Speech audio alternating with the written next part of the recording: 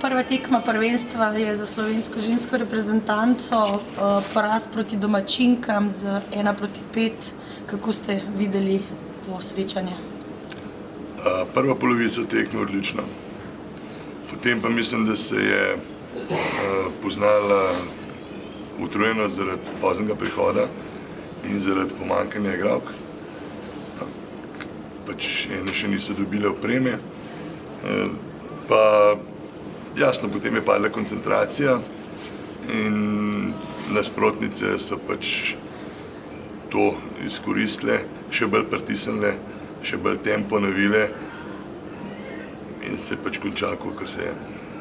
Brez dveh oprem, ena vratarka brez čelade.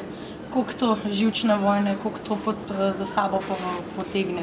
Ja, potegne. Punce so se oddaleč videli, kako so nervozne, pa kako pa zdaj, pa trener, kako bomo pa zdaj postavili postavo. Jasno, ko se nam je tole podarilo, ampak mislim, da smo kar dobro skompletirali vse tri petorke, odigrali tudi celo tekmo na tri petorke, kar je bil tudi naš cilj, da se še preveč ne izmučimo, ker pač le ciljamo na jutrišnjo tekmo.